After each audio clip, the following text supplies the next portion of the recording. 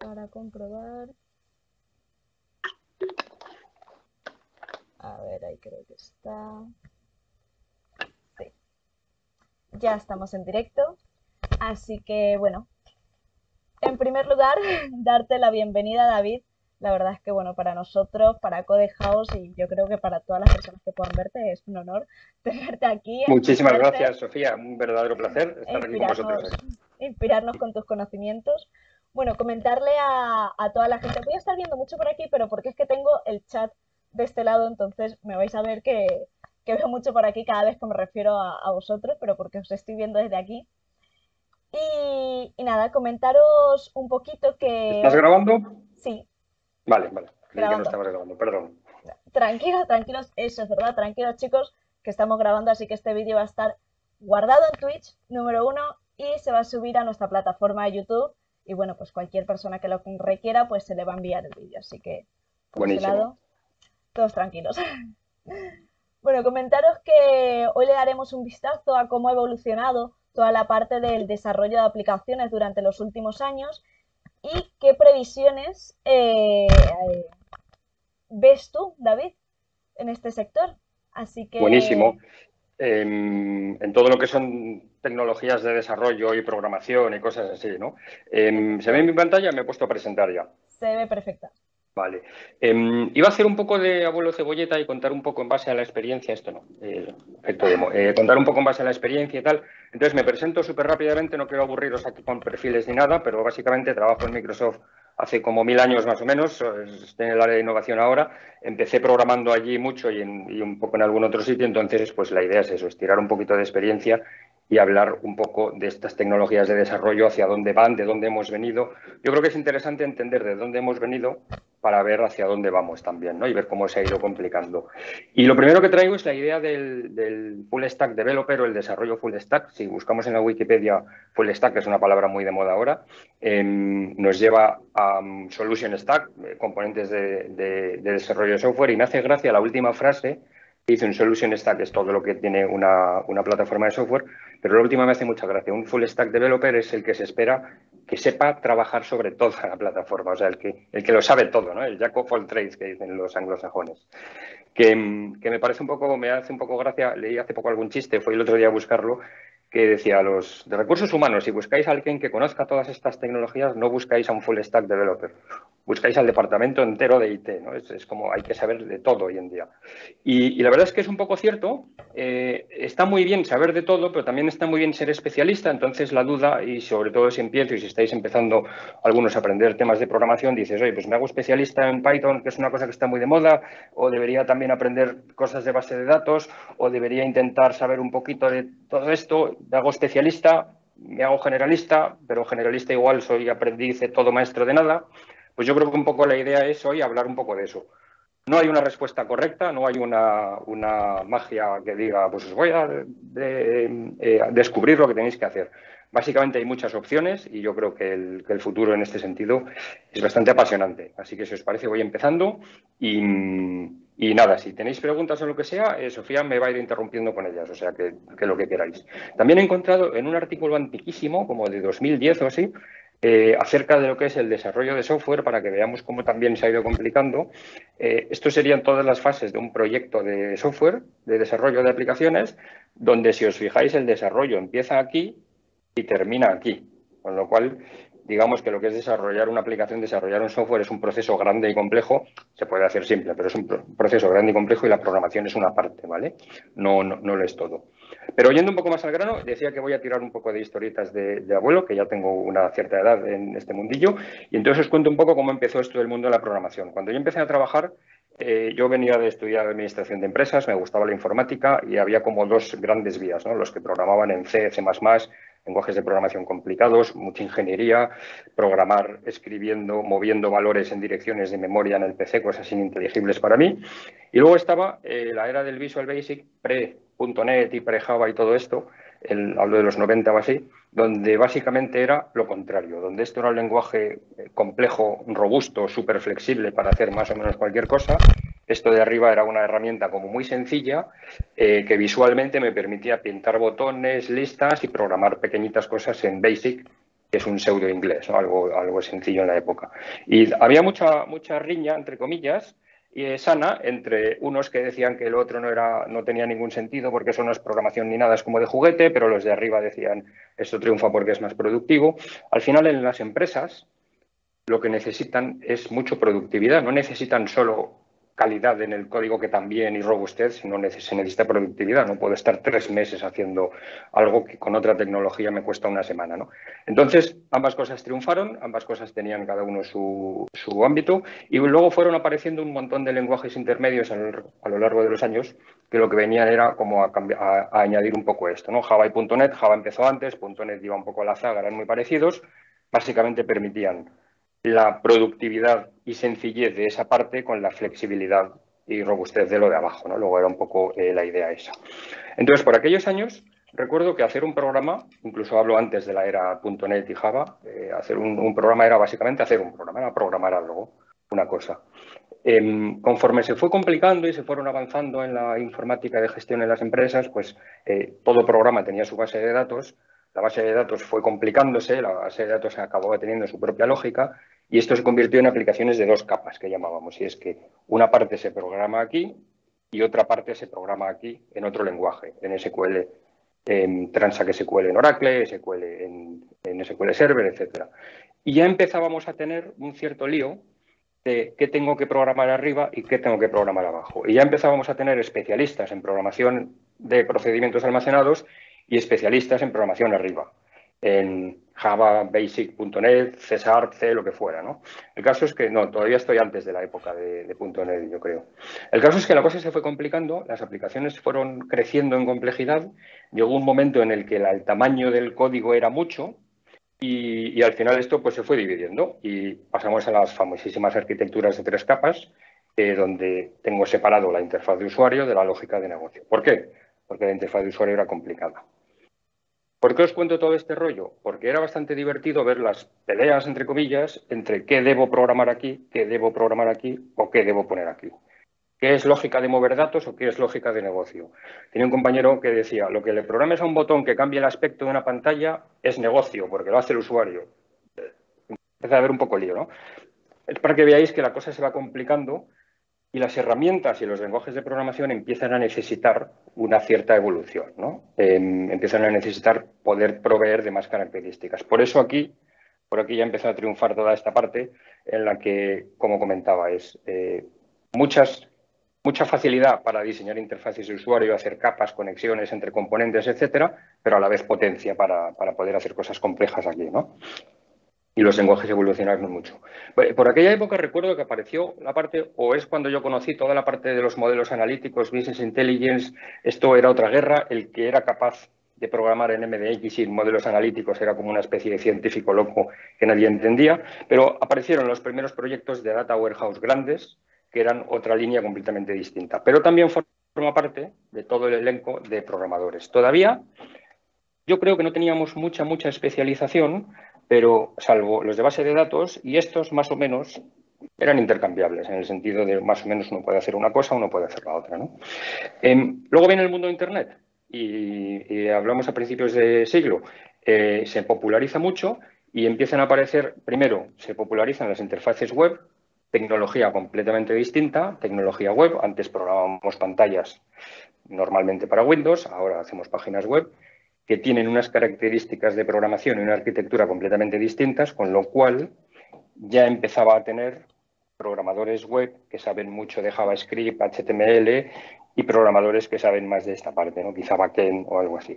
Y luego encima se popularizan los servicios web.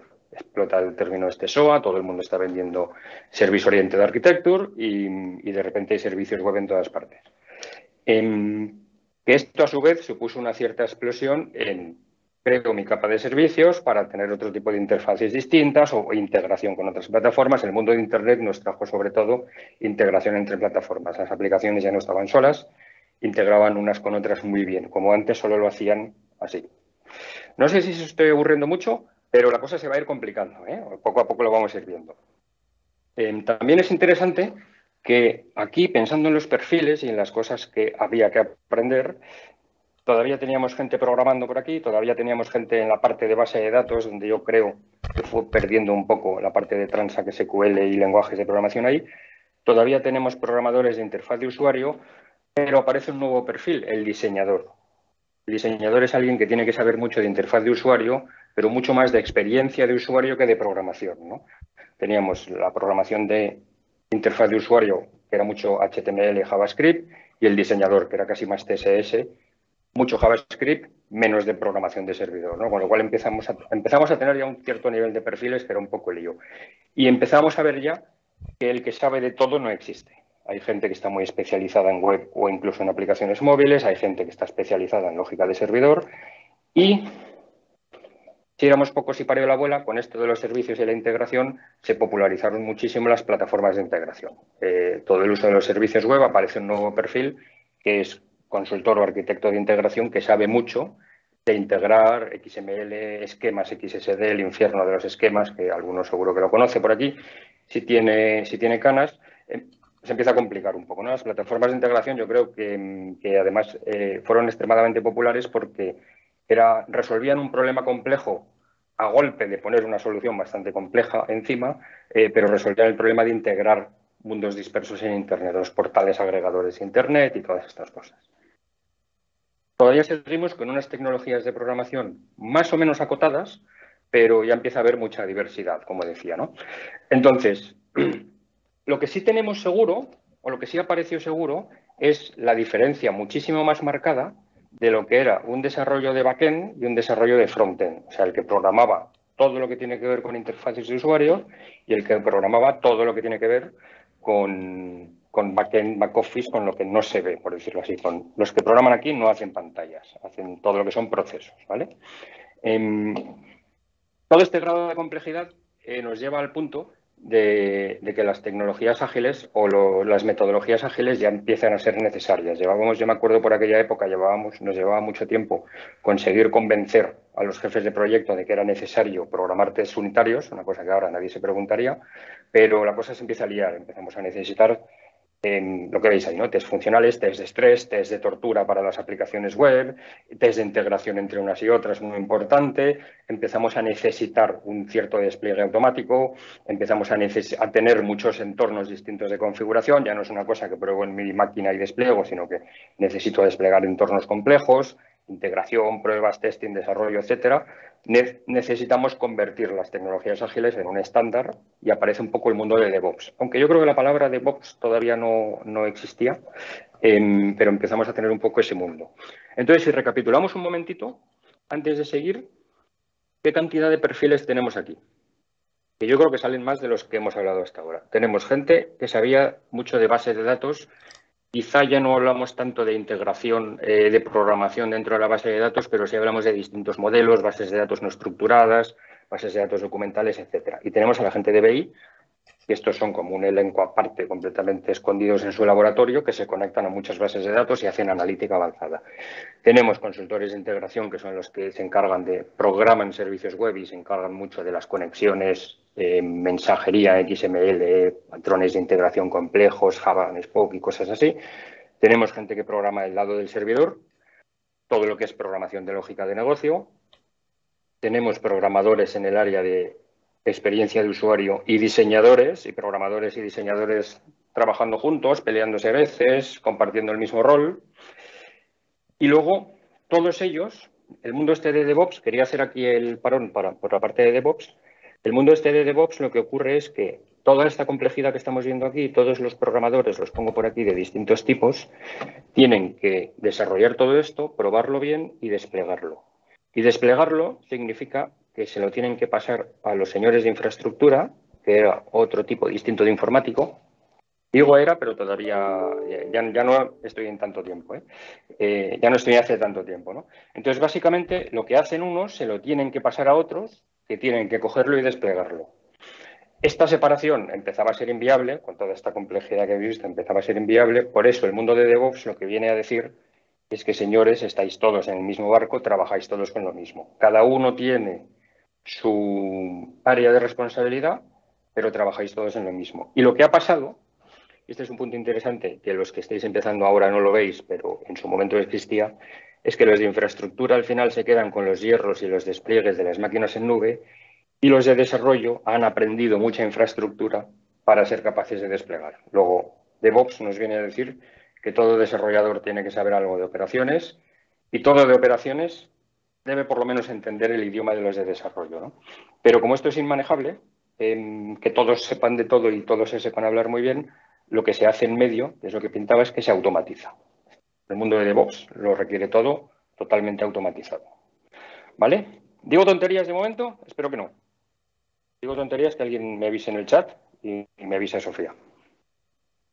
Entonces, los sistemas empiezan a ser bastante complejos, empiezan a tener muchos usuarios conectados, mucha gestión de infraestructura, empezamos a tener desarrollos adicionales que para mí son las interfaces de backend.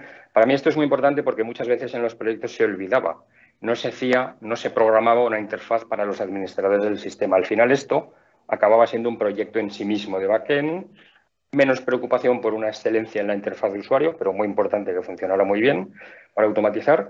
Y cuando todo esto empieza a ser ya, empezamos a tenerlo asumido, he hecho un breve spoiler de lo que salía ahí por error, que cuando empezamos a tener asumido que las arquitecturas son complejas y tienen todos estos componentes, de repente, como ya estamos desplegando todo en nube normalmente, de repente aparecen dos ideas nuevas que cambian bastante el tema. Uno son los contenedores, todo el mundo de los contenedores, y otro es toda la parte de serverless. ¿Qué supone esto? En una arquitectura en la que tengo tantas piezas distintas. Por cierto, todos los dibujos que estoy poniendo no son nada académicos. Bueno, ya podéis ver, están hechos ahí medio mal la mano, pero no son muy, muy estrictos en el sentido de que habrá arquitecturas mucho mejor pintadas que estas. Esto es un mero ejemplo de cómo se nos va complicando la foto, ¿vale? Pero hay un punto interesante, es que todos estos componentes que yo voy desarrollando y que en una arquitectura real habría muchos más y muy complejos, empiezan a necesitar una gestión individual a la vez que están conectados unos con otros. Entonces, los contenedores lo que me permiten, entre otras cosas, es un modo de virtualización en la que en lugar de instalar todo en una serie de grandes máquinas virtuales inmanejables, lo que voy haciendo es montando virtualización de las pequeñas partes.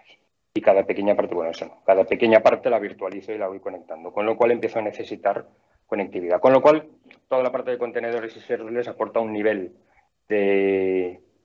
digamos que me añade un nivel de complejidad bastante adicional. Hay mucha gente que dice que los contenedores son un follón y un carajal de gestión que no hay quien lo gestione, pero una vez me he podido meter en el mundo de los contenedores y he podido automatizar los despliegues de todo, puedo empezar a escalar a unos volúmenes que sin el mundo de los contenedores sería imposible, sería inviable.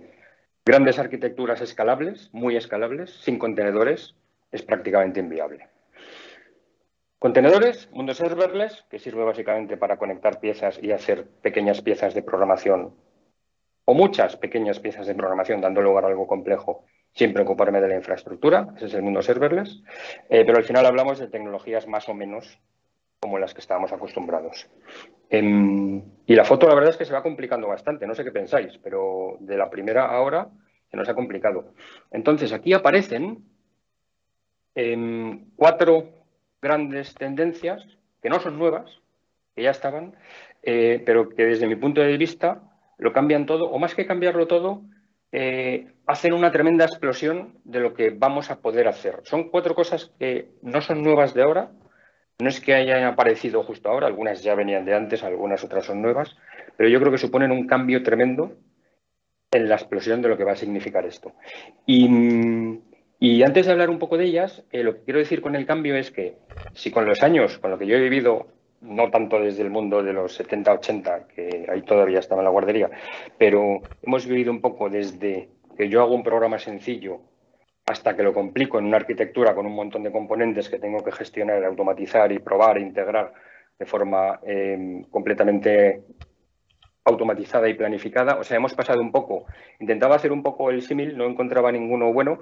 Hemos pasado un poco de los organismos unicelulares a los organismos complejos, a que un organismo o una aplicación, un sistema es algo complejo que tiene muchos organismos pequeños, muchos componentes pequeños funcionando sincronizados, pero vamos a pegar el salto. Pasamos de la era de la prehistoria a la gran explosión de la superbiodiversidad, donde de repente nos va a explotar esto.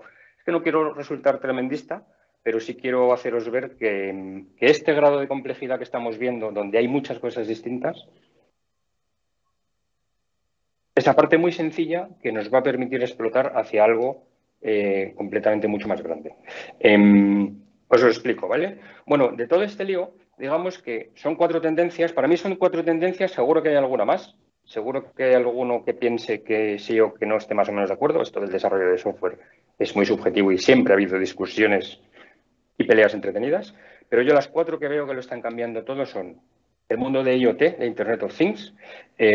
Ahora veremos un poco por qué cada uno de ellos. Todo lo que es el área del mundo de la inteligencia artificial, esto se está comiendo el resto del software y dentro de poco todo será inteligencia artificial. Todo lo que tiene que ver con plataformas low code, que es una cosa que hasta ahora el mundo de la programación lo ha mirado un poco con desdén por encima del hombro y empieza a ser casi al revés, con lo cual empezamos a tenerlo ahí muy cercano. Y luego todo lo que es el mundo de la realidad mixta, realidad virtual, realidad aumentada, ¿no? Que diréis, ¿por qué pones ahí algo justo que no es un dibujo? Pues justamente porque es el mundo lo que nos permite es justo eso, es interactuar con elementos virtuales dentro del mundo real y de nuestro código, ¿no? Y de nuestro software. Y he puesto ahí un corazón que late que ahora mismo me doy cuenta que da un poco de yuyu, perdonad.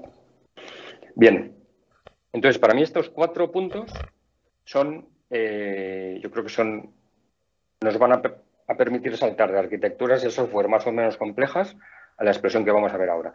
¿Y por qué? Por un tema que nosotros solemos empujar bastante en Microsoft, que es la idea del Tech Intensity, la idea de que todas las compañías del mundo, todos los negocios, sean cuales sean, se han convertido en empresas tecnológicas, en el sentido de que ya no hay negocios, ya no hay gente haciendo cosas y tecnología en algunos puntos que les ayuda, ahora la tecnología está en todas partes. Todo lo que hacemos tiene tecnología y digamos que ya no es un añadido, ya no es algo que ayuda, es parte del mundo, es parte del negocio. Solo veis, las grandes empresas exitosas del mundo que están en las noticias son tecnológicas, pero todo el resto de empresas utiliza tecnología para todo y esto ha llegado a nuestras vidas. Luego la tecnología, el software, ha llegado a todas partes. De hecho, parte del Tech Intensity, parte del software, que es un concepto que algún día os explicaremos en otro webinar, yo diría que el software más o menos se ha comido el resto del mundo y está en todas partes. Luego hasta en los relojes tenemos software. Entonces, dicho esto, y enseñándole el otro día esto a una diapositiva al gran Jorge Valenzuela, un compañero de trabajo, me recordaba, me decía, yo creo que a eso le falta ciberseguridad. Tiene toda la razón, incluso ayer me puso el mensaje de, le falta el ciberseguridad con todo el approach de Shift Left Security, que no tengo ni idea qué es, pero nos da una idea de la cantidad de cosas distintas que hay que conocer y controlar. Toda la parte de ciberseguridad, toda la seguridad informática debería ser una obsesión y cada día más debe cubrirlo todo. Con lo cual, digamos, hay una serie de áreas, infraestructura, gestión de usuarios e identidades, gestión de información, privacidad, cifrado, control de acceso, debería estar en todas partes. Con lo cual, conceptos de ciberseguridad básicos, todo el mundo debería tener. No solo todo el mundo que desarrolle software, sino todo el que maneje software. Con lo cual, parece un punto interesante, apuntaba Jorge. Le invitaremos un día, yo creo, a que nos cuente qué es esto del Shift Left Security Approach. No sé ni cómo lo llamaba ya. Vale. Entonces, unas ideas, estoy yendo bastante rápido, bien de tiempo, o sea que yo creo que vamos bien. Una breve nota sobre cada uno de estos 4 puntos y por qué creo yo que está siendo, que va a ser diferencial, ¿no? Yo diría que todo lo que es el mundo de Internet of Things, que normalmente vemos como para los entornos industriales o para un sector muy específico del software, más pensando en maquinaria y sensórica, en realidad lo que está ocurriendo, lo que ha ocurrido es que esto se ha expandido al mundo de las cosas comunes. Yo pongo Internet of Things, nuestros compañeros de Telefónica lo llamaban Internet of Everything, que viene a ser, yo le pongo cosas comunes, viene a ser cualquier cosa. Esto empezó efectivamente con sensores en maquinaria industrial, las máquinas de las fábricas con sus sensores para poder saber cómo está funcionando la fábrica y poder tener una cierta monitorización. Esto fue evolucionando y hace años ya veíamos, y esto no es nuevo, algunos diréis, esto existe hace 1000 años, totalmente de acuerdo, sensores en vehículos, primero empezamos a ver en flotas de camiones y en todo lo que son vehículos industriales para logística, pero lo que está pasando es que ya todos los coches tienen sensores, todos los vehículos prácticamente tienen sensores, Iba a hacer el chascarrillo de que mi coche tiene sensor, pero estoy pensando que hasta los patinetes eléctricos por la calle tienen, ¿no? Los coches, por ejemplo, mi coche tiene un sensor, tiene una serie de sensores que aunque yo no tenga teléfono, le doy a un botón, el coche llama por teléfono al taller y me mandan a una grúa donde yo esté sin preguntarme en qué calle estoy, en qué dirección estoy.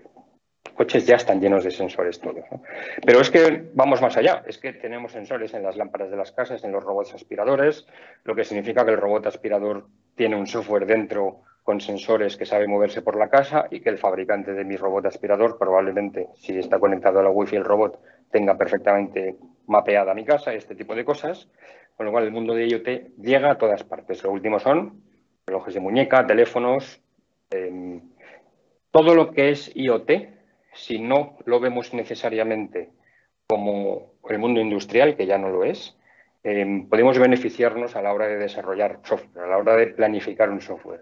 Utiliza, si estás haciendo un software, algo de Customer Engagement, me acuerdo siempre del gran Jesús Serrano cuando cuenta estas cosas, utiliza los sensores de tus clientes, por supuesto, pidiéndoles permiso y todas estas cosas, claro, pero utilízalo como parte de tu software. Yo creo que es una vía tremenda.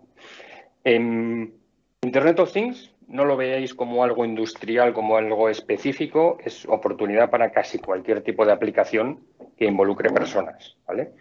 El siguiente punto sería inteligencia artificial, que también parece algo muy, yo diría, especializado. Los data scientists vienen aquí y hacen unas cosas muy específicas, pero realmente la inteligencia artificial se va a comer al resto del software. Lo que hace, o lo que permite hacer, si tuviéramos que resumirlo de la forma más sencilla posible, para mí es un salto cualitativo tremendo en cuanto a lo que el software puede hacer. En cuanto a lo que yo puedo hacer programando un software, si le doto de inteligencia artificial, hay un salto cualitativo respecto a lo que el software es capaz de hacer. Un ejemplo, con un ejemplo bastante genérico. Con software yo normalmente tomo decisiones en base a un cierto número finito de variables, ¿no? En base a los síntomas de un paciente, pues yo puedo tomar decisiones y saber el tipo de enfermedad que tiene. En base a una serie de datos de unos sensores, puedo saber si la máquina está funcionando bien o mal. Esto se basa en comparar variables y aplicar algún tipo de fórmula matemática, algún tipo de cálculo. Si el número de variables, no el número de datos, que también, pero si el número de variables empieza a ser inmanejable, ya no puedo hacer una operación con las variables, ya tengo que hacer una detección de tendencias. Esto es el primer paso sencillo que me permite la inteligencia artificial, que es el siguiente a la estadística. Como las variables ya son inmanejables, busco tendencias en grandes volúmenes de datos, utilizando modelos predictivos de Machine Learning, lo cual nos lleva al siguiente paso. Esto enseguida se convierte en que el software, si tengo muchos datos, es capaz de hacer predicciones, recomendaciones, este tipo de cosas, y en muy poquito tiempo hemos pasado de hacer predicciones de funcionamiento, de hacer mantenimientos predictivos, de hacer recomendaciones en software de venta, a que de repente el software basado en inteligencia artificial es capaz de hacer traducciones completas de texto, es capaz de analizar un texto completo, de hacer un resumen y extraer conocimiento bastante rico, es capaz de generar imágenes, bueno, lo vemos todos con los deepfakes y cosas de este tipo, ¿no? La inteligencia artificial está siendo capaz de hacer cosas que hasta hace poco parecían casi ciencia ficción o parecían muy complejas y resulta que ya las podemos hacer de forma sencilla. Y esto va a ir a más, esto va a ir a más. Ya no solo en el mundo de los chatbots asistentes, sino cualquier cosa que se nos ocurra y que no se nos ocurra en el mundo que se nos viene en el futuro, el software va a tener muchísima inteligencia artificial para hacer cosas que yo creo que ni nos imaginamos ahora. Me hacía gracia este artículo que es como antiquísimo, de 2019, en los que los de Forbes decían que si el software se está comiendo al mundo, o el software ha llegado ya a estar en todas partes, ¿no? Lo que os decía antes, la inteligencia artificial se está comiendo al software, es decir, dentro de poco todo el software se beneficiará de la inteligencia artificial. No será tanto sustituido como que utilizará inteligencia artificial. Y bueno, ya estamos viendo ejemplos de inteligencia artificial para generar código y hacer software. Yo creo que no desaparecerán los programadores ni mucho menos, pero serán una ayuda. Luego, donde esto yo lo veo como una oportunidad a utilizar casi en cualquier sistema informático que se me ocurra, se podría beneficiar de utilizar eso. Esto es clarísimo, que cualquier sistema informático que utilice un mínimo volumen de información podrá beneficiarse de utilizar inteligencia artificial para hacer cosas de forma cualitativamente mejor, ¿vale? Estoy hablando un poquito en abstracto, disculpad. Pero seguimos avanzando. Low code, ¿qué es esto de low code? Las plataformas low code, no code. Esto es herramientas para, justo lo que pongo ahí es, poder hacer todo lo anterior sin necesidad de programación. Pongo un enorme asterisco porque la gente que viene del mundo de la programación mira esto con desdén. Estos son herramientas visuales donde sin programación, básicamente a golpe de ratón, yo puedo hacer programas. Puedo programar sin programar. Puedo hacer aplicaciones sin programar. Esto ha sido durante años, ha sido un poco como el santo grial de la informática y es, quiero hacer algo muy complejo sin programación, sin los costes de programación, ¿no? Pongo el enorme asterisco porque ahora está teniendo mucha tirada, pero esto no es la panacea, no es que pueda hacer aplicaciones complejas sin programación, pero sí es verdad que es muy útil. Hacen muchas más cosas de lo que se podía hace años. Las tecnologías de nube y las plataformas low code ya son muy robustas y hacen algunas cosas muy bien y sobre todo, son extremadamente productivas. Es decir, hacer una pantalla, dotar de conectividad a una base de datos con una plataforma low code de forma robusta para miles de usuarios, pues a lo mejor lo puedo hacer en 10 minutos, ¿no? Con lo cual, el sentido de las plataformas low code es combinar con lo demás, no sustituir, sino combinar. Primero, me trae un nuevo perfil de usuario, que es lo que llamamos el Citizen Developer, que es el usuario ofimático que puede hacer sus aplicaciones. Pero realmente, para mí lo interesante es que también los desarrolladores puedan combinar plataformas low code con otra cosa. No inviertas tiempo desarrollando pantallas, invierte tiempo programando la lógica compleja, ¿no? Luego yo creo que estamos viviendo las plataformas low code separadas del resto y vamos a vivir una cierta mezcla donde todos lo vamos a utilizar. Hay muchas cosas que no se nos ocurrirá liarnos a tirar líneas de código para hacerlas, ¿no? Hablo de interfaz de usuario y de cosas sencillas, ¿no? Conectividad con base de datos, procesos de integración, etcétera. Los de Forbes decían en 2020, a finales de 2020, que iba a ser la tendencia más disruptiva de 2021 y efectivamente en el mercado han aparecido un montón de compañías, incluso muchas ya en el cuadrante bueno de Gartner, alrededor de plataformas lo que han aparecido muchas, estamos invirtiendo muchísimo, os recomiendo echarle un vistazo a la nuestra y estamos invirtiendo una millonada en esto y está en la competencia igual, con lo cual yo creo que por ahí tenemos mucho futuro. ¿Vale? Entonces, por ir recapitulando, IoT, inteligencia artificial low code, y luego llega como un mundo nuevo, con todo esto en la realidad mixta, virtual, con todo lo que veíamos del corazón este grande, al final la realidad, tenemos como tres partes aquí. La realidad aumentada es lo que yo puedo hacer con mi teléfono móvil, yo pongo el teléfono y mientras utilizo la cámara y veo lo que hay al otro lado, veo elementos virtuales encima, ¿no? La realidad virtual, la conocéis todos los que tengáis unas gafas de realidad virtual, pega mucho en el mundo de los videojuegos, pongo las gafas y ya no veo el mundo real, todo sensación inmersiva, mundo virtual. Y la realidad mixta, que es un poco nuestra propuesta y es un escenario bastante interesante, es justo el término medio, es decir, el interactúo con elementos virtuales, pero no me abstraigo del mundo real, ¿no? Con lo cual nos da escenarios muy interesantes como estas tres personas, las tres están en el mundo real sin aislarse de la habitación, con el sofá, con las ventanas, pero además interactuando con el mundo virtual, interactuando con la radiografía tridimensional esa. Incluso esta persona que hay aquí físicamente no está ahí, físicamente estará en su casa y está interactuando con ellos como si estuvieran, ¿no? Luego es esa mezcla de realidad virtual con mundo físico, con no me aíslo del mundo, ¿no? Yo creo que es muy interesante. Y de hecho, ¿veis la persona que está como cogiendo el cubo con el dedo? Eso es porque las gafas le están escaneando el dedo también y puede utilizar gestos naturales, ¿no? Luego no necesita los mandos típicos de la realidad virtual. La realidad mixta es la mezcla, ¿no? Y luego permite algunas cosas interesantes, escenarios que estamos viendo, como por ejemplo este que veis aquí, que lo que está haciendo es que está mezclando. Este tipo lo que hace con sus gafas es que ve todo lo que tiene en azul ahí que veis, pero además le está mostrando elementos virtuales con dónde debe colocar los cables y tal, pero además las gafas están, por ejemplo, reconociendo el motor, se lo marcan en rojo, incluso le sacan una cierta telemetría ahí, ¿no? Donde veis el cursor. Luego el punto es que vuelvo aquí. Luego, el punto es que esa mezcla de mundo físico con mundo virtual es el interesante. Todo este rollo de la realidad mixta y virtual, estamos viendo, todo este rollo que os estoy contando, estamos viendo mucha tirada en el mercado. Los clientes ven este tipo de dispositivos, empiezan a ver nuevos casos de uso en sus negocios y empiezan a interesarse por desarrollar nuevos casos de uso. ¿Y cómo desarrollo esto?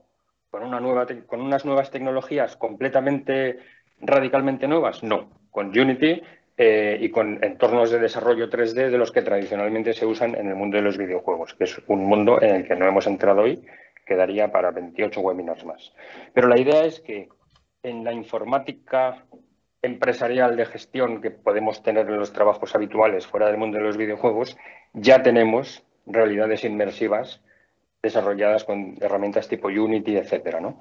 Con lo cual, yo Un diría segundo, que David, porque nos sí, está preguntando Imol0102 sí. que no le ha quedado claro cuál es la diferencia entre la realidad aumentada y la mixta.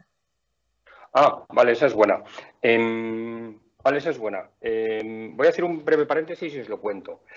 Si yo tengo aquí, imagínate que yo tengo el mundo real. ¿Cómo pinto el mundo real? Pues voy a pintar, imaginaos que, por Dios, qué feo. Imaginaos que esto es una bola del mundo, ¿no? El mundo real. Objetos reales que existen en el mundo real. Y yo tengo el mundo virtual, por decirlo así. Pongo un objeto 3D cualquiera, ¿no? Imaginaos algo virtual. O sea, este sería. Esto está muy feo, así que voy a poner físico y virtual. Entonces, si yo quiero mezclar ambos mundos, aquí tengo la realidad virtual. Yo me pongo unas gafas. Esto parece un señor con unas gafas de realidad virtual. Me pongo unas gafas de realidad virtual y ya no veo nada del mundo real. Estoy completamente embebido en el mundo virtual, ¿no? La PlayStation, lo habéis probado casi todos. Me pongo las gafas, todo lo que veo es virtual. No veo el mundo real. Soy 100% virtual. Ahora, si me quiero ir mucho más al mundo físico, pero también interactuar con elementos virtuales, yo cojo un teléfono móvil y lo que hago con el teléfono móvil es que activo la cámara, veo lo que hay en el mundo real, pero en el móvil me muestra elementos virtuales. No sé si lo habéis probado esto, podéis ir a la web, los que tengáis un iPhone, a la web de Apple o de Google, esto es estándar, y lo que hago es que veo un elemento virtual en el teléfono está interactuando con el elemento real. Por ejemplo, si yo pongo un vaso sobre la mesa, pues en el móvil veo el vaso sobre la mesa, ¿no? Y lo que me permite es, pues, hacer esa interacción entre elementos virtuales y elementos reales, lo de ver un vaso en la mesa, lo de... Hace poco estuve en un restaurante donde te permitía ver la carta de forma virtual y lo que con realidad aumentada. Y lo que hacía era que ponías el teléfono mirando a la mesa y veías el plato como un elemento virtual y puedes mover el teléfono alrededor y ves el plato y tal, ¿no? Y es bueno, una chorrada tecnológica que les hacía gracia a los del restaurante. Pero esto mezcla el mundo físico con el virtual, pero no hay inmersión. No tengo la inmersión que tiene este señor que se siente dentro del mundo. Yo lo que tengo es en la pantalla de mi móvil, estoy viendo elementos virtuales, ¿no? Entonces, la idea de la realidad mixta es, me llevo al tipo con las gafas y su inmersión, ¿vale? Esto es que me está quedando fatal el dibujo, perdona, ese es el ojo. El tipo con las gafas de realidad virtual, inmersión, pero estas gafas son transparentes. Yo sigo viendo el mundo real, pero también veo elementos virtuales. Con lo cual esos elementos pueden interactuar. Con lo cual yo me pongo las gafas, sigo viendo lo que tengo delante, en este caso sigo viendo mi salón, mi mesa, el ordenador, tal, pero además me aparecen elementos virtuales. Con lo cual la idea es que este une la inmersión de la realidad virtual con la interacción con el mundo real de la realidad aumentada, que sería Augmented Reality, Mixed Reality y Virtual Reality, ¿vale? Entonces, se puede ver, la realidad mixta se puede ver simplemente como una extensión de la realidad aumentada donde aporta inmersión y la realidad aumentada elimina la inmersión pero permite que lo haga cualquiera en su teléfono móvil, no necesita un dispositivo especial. O la realidad mixta puede verse como una extensión de la realidad virtual, donde no me abstraigo del mundo real, donde veo el mundo real también, ¿no? Por ejemplo, si yo me cojo las gafas, las HoloLens, no estaba preparado, es que las tengo aquí al lado. Las HoloLens, que son las gafas de realidad mixta, me las pongo y yo sigo viendo la pantalla, sigo viendo mi mano, ¿no? Pero pueden aparecer elementos virtuales, ¿no? ¿Bien? ¿Sí? Sí, yo creo que le ha quedado claro. Cualquier cosa nos lo confirma, Simona. Sí, sí, sí, sí. Vale, entonces yo decía que estos cuatro elementos no es que sean cuatro tecnologías de desarrollo ni nada de eso, para mí son cuatro elementos que lo que están haciendo es todas las tradicionales herramientas, tradicionales tecnologías de desarrollo que han ido convirtiendo las arquitecturas en cosas complejas, pero a la vez cada vez más potentes, estas cuatro cosas lo que yo creo que están haciendo es que lo van a explotar a que de repente con estas arquitecturas, combinado con lo otro, vamos a poder hacer un montón de cosas distintas y va a explotar a todo el resto del mundo. Entonces, ahora cualquier aplicación de domótica en casa donde controlo la luz desde el teléfono móvil, controlo las luces del salón, pues tiene una arquitectura relacionada con esto, similar, donde hace cosas de esto, ¿no? Luego, yo creo que es lo que nos está dando una tremenda explosión. Y es un poco recíproco. Como las tecnologías de desarrollo son muy maduras y permiten hacer cosas complejas, podemos ir de un mundo a otro. Entonces se nos multiplican los perfiles, porque empezamos a tener aquel que entiende de sensórica, aquel que entiende de chips con sensores, con baterías, con cámaras, con sensores de presión, temperatura, cosas así. Tenemos el perfil del data scientist y el data engineer, gente que sabe mucho de matemáticas, de estadística y también de programación. Y además va hacia los lenguajes de programación tipo Python, que son lenguajes más sencillos, son lenguajes de programadores, son lenguajes de programación que los matemáticos han aprendido a programar para poder utilizar, ¿no? Se nos une otro tipo de perfil, que es el que no tiene que saber mucho de tecnología, pero sí entender bien el Una software para cosa, poder David, crear aplicaciones. siento Sí, cortarte otra vez. no, Pero no, por supuesto, interrumpe nos todo lo que vuelve quieras. a comentar Imol 0102 que fuera Sí, del mundo IT, ¿cómo puede beneficiar a las personas en su vida cotidiana? Yo no la sé, yo realidad supongo, mixta virtual. supongo que se refiere a eso. Sí, sí, sí, muy interesante. Por ejemplo, imagínate, tenemos muchos casos de formación y asistencia remota. Bueno, sigo avanzando y lo vemos, ¿vale? Y lo Vale, vemos justo aquí. En el mundo de las plataformas low code, lo que nos trae es un nuevo perfil que es la persona más ofimática, que entiende bien las aplicaciones, que entiende bien el problema de negocio, de usuario, que intenta resolver y lo puede resolver arrastrando y soltando, ¿no? Y siempre hay, insisto, hay una combinación. Y luego el mundo de la realidad mixta, realidad virtual, que nos permite, y ahora le contesto, que nos permite crear experiencias inmersivas de software, donde el software ya no lo manejo en una pantalla de un ordenador o en una pantalla del móvil, sino lo manejo virtualmente, y me permite cosas como, por ejemplo, un técnico que va.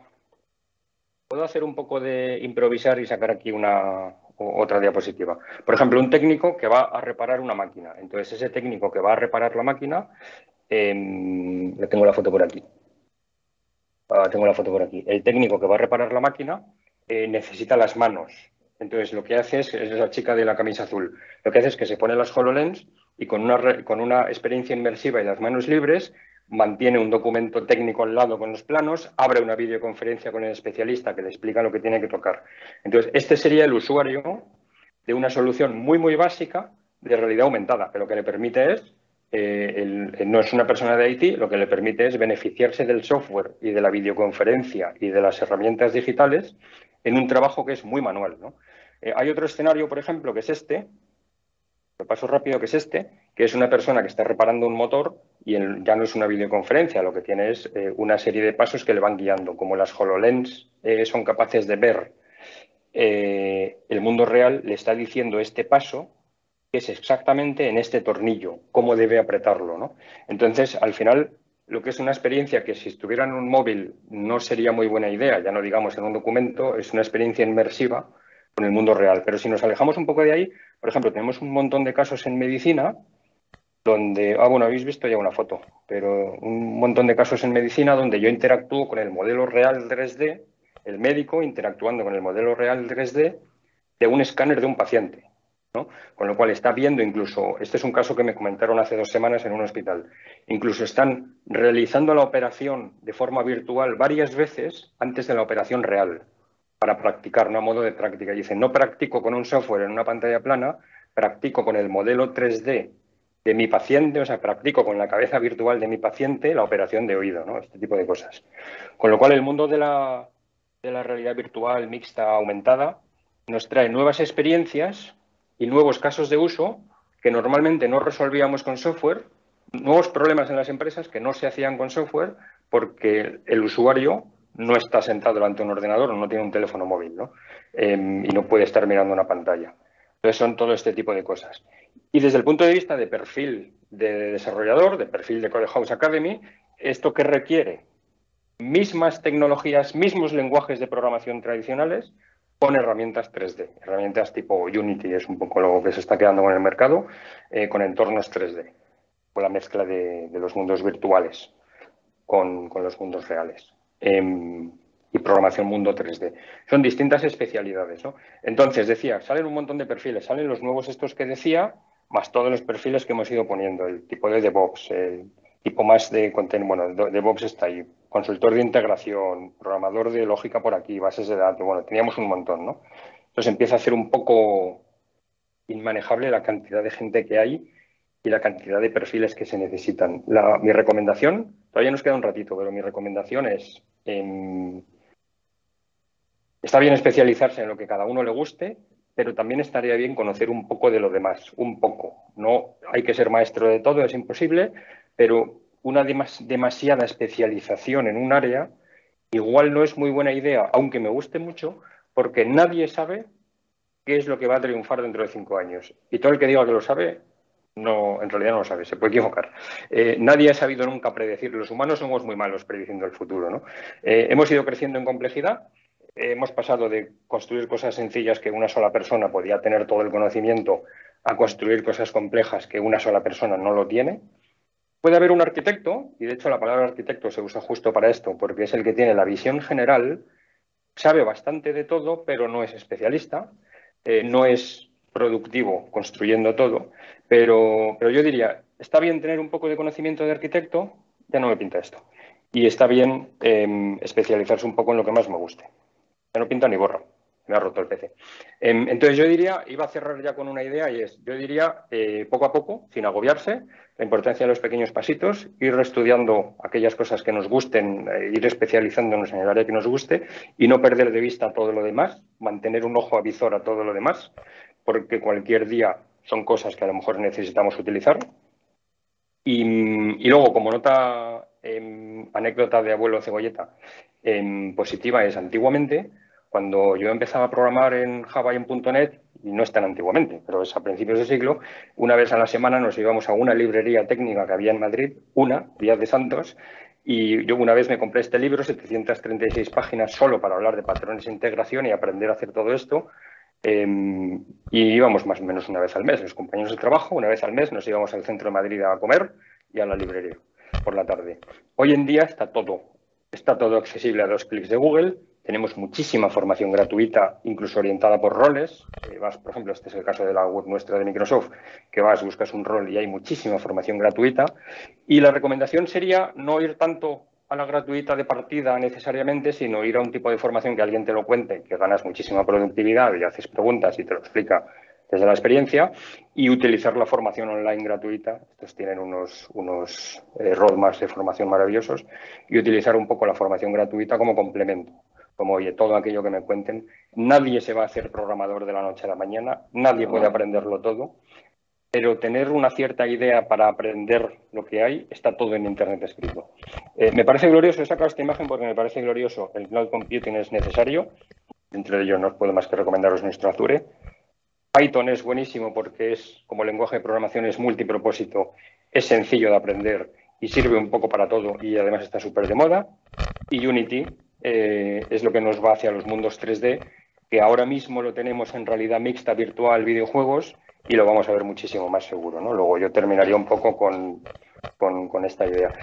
Porque no tenía mucho más para contaros. Yo creo que daros muchísimas las gracias y que hagamos un poco de preguntas y respuestas o algo así. No sé si me he extendido demasiado, si os he aburrido, si he dicho tonterías, si he pintado aquí una cosa demasiado complicada. Dudas, preguntas, ¿qué pensáis? Muchísimas gracias, David. Pues mira, Gracias. nos están preguntando por aquí por el chat, Uh-huh, Mari039586, ¿en qué crees que uh-huh. podría contribuir estos avances tecnológicos extraordinarios en el campo de la psicología? Oh, esa es buenísima. Bueno, se me ocurren dos cosas.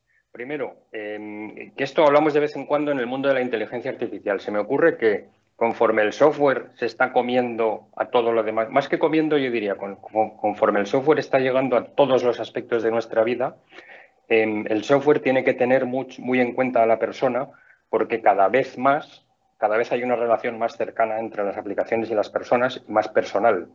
La informática es algo que tienes en el móvil y que te pone de mala leche o de buen humor según la utilizas muchas veces. Entonces, la psicología tiene que ver, cada vez más lo vemos, hacen falta perfiles que entiendan de psicología para el diseño de software.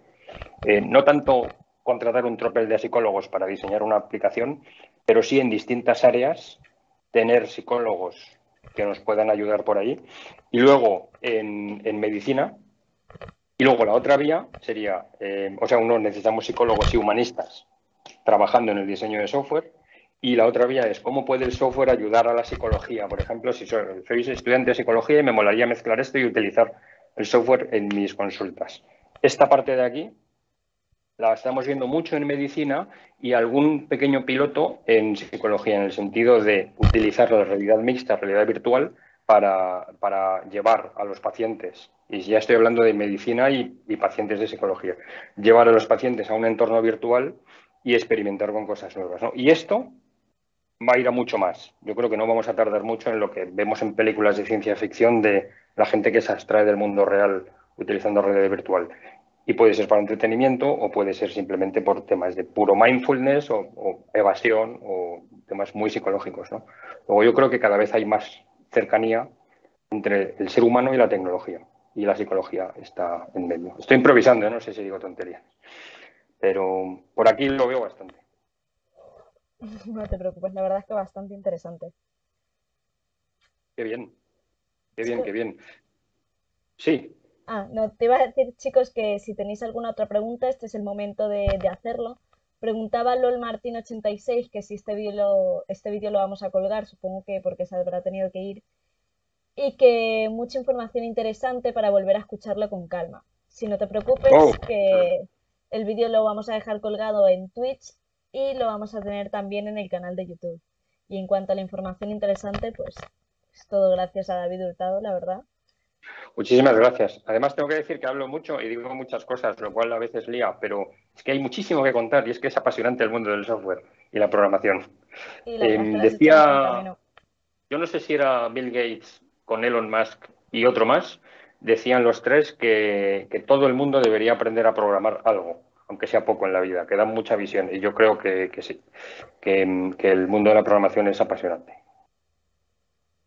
Nos pregunta otra vez Mari, supongo que siguiendo el tema de psicología, que se ponen cada vez más difíciles las preguntas. Sí, sí. Nos dice, considerando la mente como un proceso dinámico de experiencia subjetiva, ¿podría quizás contribuir a ampliar el espectro de percepción? Bueno, probablemente sí, pero se me ha ocurrido una cosa que no había dicho antes, claro. Probablemente sí, probablemente yo puedo utilizar esto y algún otro interfaz, quizá más basado en IoT, para ir un poco hacia la figura. Nos metemos en la ciencia ficción y los programas basura de madrugada, ¿eh? Pero no quiero llegar ahí, ni mucho menos. Pero en la tele digo. Pero al mundo de los cyborg, donde puedo expandir la percepción mía de mi cuerpo y me expando con tecnologías, hay muchísima ciencia ficción escrita sobre el tema. Pero hay otro punto súper importante que se me ha ocurrido y no hemos hablado. Y me empiezo a quedar sin tiempo, pero yo estaría de esto hablando durante horas. Y es la inteligencia artificial ha pasado de modelos predictivos y aprendizaje en base a datos a redes neuronales. Las redes neuronales, que eran algo muy complejo, siguen siendo algo muy complejo, pero se están comiendo a lo demás. Estamos empezando a utilizar redes neuronales para todo porque se empiezan a resolver problemas cualitativamente muchísimo más complejos. Y las redes neuronales lo que hacen es imitan el funcionamiento del cerebro. Imitan lo que conocemos del funcionamiento del cerebro. Tampoco es que esto sea exacto, ¿no? Pero se está avanzando muchísimo en las redes neuronales, con lo cual yo creo que por aquí va a haber bastante de entender mejor procesos de aprendizaje y aplicarlos al ser humano y vuelta. Y entender mejor cómo funciona el ser humano aprendiendo y aplicarlo a la tecnología. Con lo cual, yo creo que todo lo que son el mundo de las redes neuronales tiene muchísima cercanía con la psicología según el modo de aprendizaje. Si simplemente buscáis algún diagrama de diferentes tipos de arquitecturas de redes neuronales, es apasionante la cantidad de información que hay sobre distintas formas de aprender de las máquinas que mapean perfectamente a cómo aprenden los seres humanos, incluso algunas nuevas, ¿no? Y como dos redes neuronales enfrentadas entre sí, serían dos humanos aprendiendo el uno del otro, y aprendizaje mediante ensayo-error y aprendizaje por refuerzo, pues son cosas que parecen de psicología y son de inteligencia artificial. Con lo cual yo creo que por aquí va a haber mucho avance mezclando psicología con tecnología.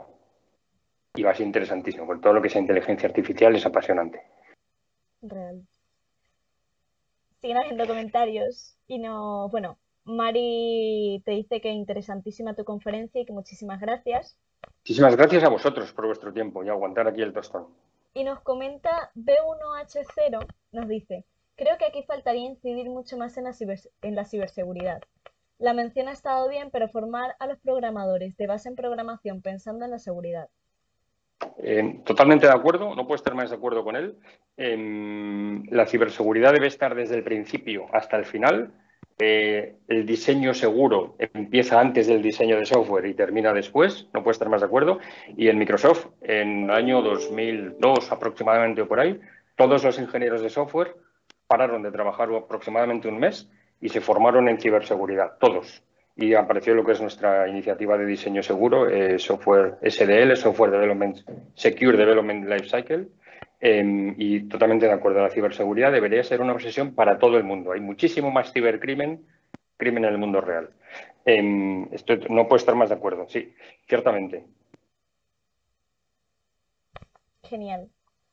Pues no sé, chicos, si hay más comentarios, si tenéis más preguntas, opiniones, si tenéis algo que decir. LOL Martín 86 nos dice que muy buena charla y que gracias. Más gracias a vosotros. No, gracias a ti, David, definitivamente por estar aquí, por la grandiosa presentación, por hacerlo tan fácil, la verdad. Bueno, muchas gracias. No es que sea fácil, pero con dibujitos todo se entiende mejor. Y bueno, oye, pues yo diría para cerrar que de verdad muchas gracias a todos. Si no lo estáis viendo en directo, pues que sepáis que está grabado y que se puede ver, bueno, si no lo estáis viendo en directo ya lo sabéis, acabo de decir una perogrullada, pero que seguimos la conversación en LinkedIn o en redes y desde luego que busquemos temas más interesantes, Sofía, para hacer más webinars de estos. Definitivamente. Muchísimas gracias por estar aquí, muchísimas gracias, chicos, también vosotros por estar aquí viéndonos. Y nada, espero que nos veamos próximamente. Y nada, Muy muchas bien. gracias, David. Hasta Hasta la luego. próxima.